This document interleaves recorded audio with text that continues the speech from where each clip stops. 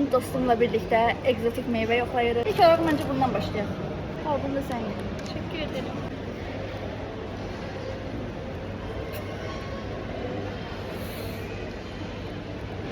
Şöyle üzüme benziyor. Necə beğendin? Beğendinsə yok. Beğendin değil.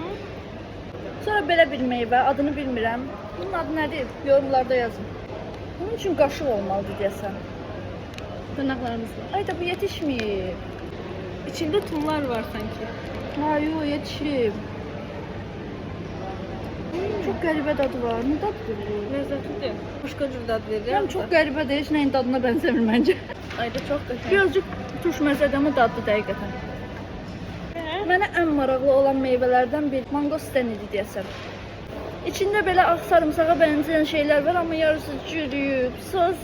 Soset.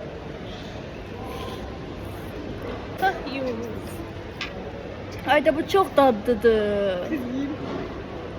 Çok dadlıdır ama küçük kaladı. Dostlarıma çürümüşüm verdim. İşte arkadaşlık.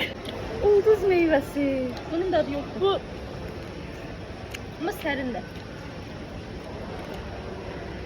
Biraz alça dadır ama şirin alça, Alça yani. da dadmır. Şirin alça dadır elə bir. Şirin alça dadır. Ha, şirin Bakın alça ona. dadır.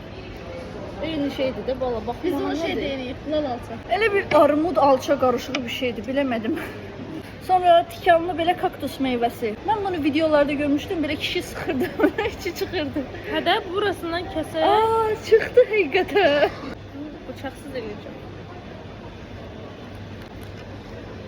İçində tumları var bir sürü. Koz tadı verir elə bir. İçi normal meyvə kimi deyil, hər yeri tumdur. Məncə bu normal insanların yediyi şey deyil. Xəstələr üçün ola bilər həqiqətən. Koz tadı verir biraz.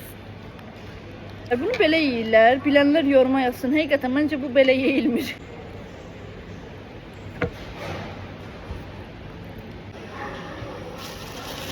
Meyve nasıl yenir peki? Allah'ım.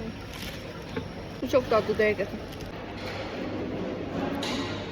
Normal ananasdır. Bunu ayrıca bir videoda yoxlayacağım. İnşallah çürük çıxmaz. Və son olaraq ilan meyvəsi. Mən bunu əslində yoxlamışam. Sən üçün açılmır bunu? Aç canım benim. Aa, ne kadar tatlı.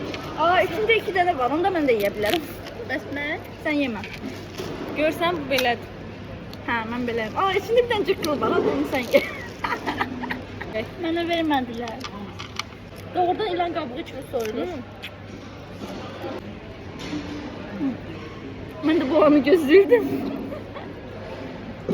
Ve içinde tumu var. Şirindir, pis deyil bu da.